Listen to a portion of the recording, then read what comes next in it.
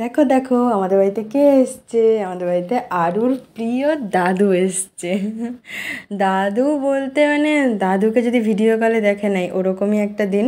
দাদুকে ভিডিও কলে দেখে এতটা উত্তেজিত হয়ে গেছিলো, আয় আয় আয় আয় করে, যে দাদু আর থাকতে পারেনি। সেই দূর 350 কিলোমিটার দূর থেকে পাড়ি দিয়েছে কলকাতার উদ্দেশ্যে।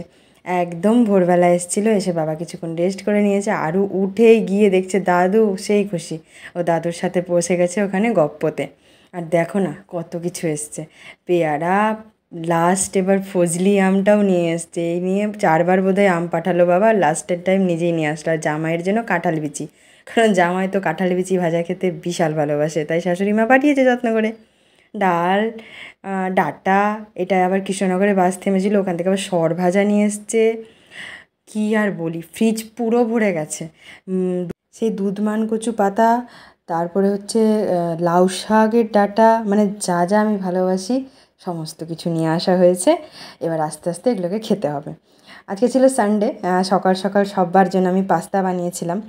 আর এখন হবে হচ্ছে টুকটাক অনেক কিছুই রান্না করব ভেবেছি। বাবা আসবে শুনে জামাই অনেক কিছুই নিয়ে এসছে, তো আমার তো একটা রান্নার দিদি আছেই।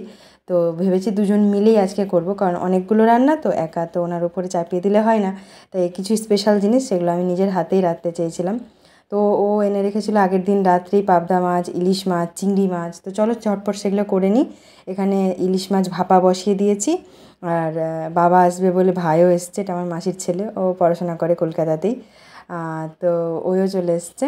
আর এখানে হচ্ছে মাটন। মাছ তো হচ্ছিলোই, তারপরে বাবার তো বাজার যাওয়ার অভ্যাস, তাই বাবা বাজার থেকে গিয়ে নিয়ে অনেক কিছু টুকটাক আমার জন্য এনে দিয়েছে, তার মধ্যে আবার মাটনটাও এনেছে বললো। তারপরে বললাম ঠিক আছে চলো করে নিই। তো এখানে মাটন কষা বানিয়েছি, আমি আর ভাই দাঁড়িয়ে দাঁড়িয়ে লুচি আর মাটন কষা খাচ্ছি। ওহ, সে অমৃত। আর এখানে হয়েছে দেখো পাবদা মাছের আলু বেগুন দিয়ে পাতলা ঝোল করেছি। আর এখানে ইলিশ মাছ ভাপা। আর এখানে হয়েছে লাল শাক ভাজা। এখানে হয়েছে আমের টক, মানে আমের চাটনি। আর লাস্টে ডাল, লাল সেদ্ধ। কারণ কে খাবে কে খাবে না এত কিছুর মধ্যে, কিন্তু ডালটা করতে হয় যেহেতু আমার আরুকে ডেলি ডাল দিই তো, তাই। তো এখানে বাবা আর ভাই ওরা তো নিচেই খায়, তাই ওরা নিচে বসে গেছে খেতে। আর সমস্ত জোগাড় মানে গুছিয়ে বাড়ি ঘর সবাইকে খাইয়ে দাবিয়ে ফাইনালি আমি এখন বসেছি হচ্ছে খেতে। আজকে আমি কিচ্ছু খাবো না, মাছ তো আমি খাই, বাট মাটনটা খুব একটা খাওয়া হয় না, অনেক দিন পর পর। যেহেতু ও পছন্দ করে না, পছন্দ করে বাট খায় না, আমার বর, তো খুব একটা খাওয়া হয় না। তাই অনেক দিন পর মাটন পেয়েছি, তো তাই শুধু মাটন আর ভাত জমিয়ে খেয়ে দেখছি আমার ছেলে এই ঢোকটার ভিতরে ঢুকে গেছে। কিছুতেই বেরোবে না, কিছুতেই বেরোবে না।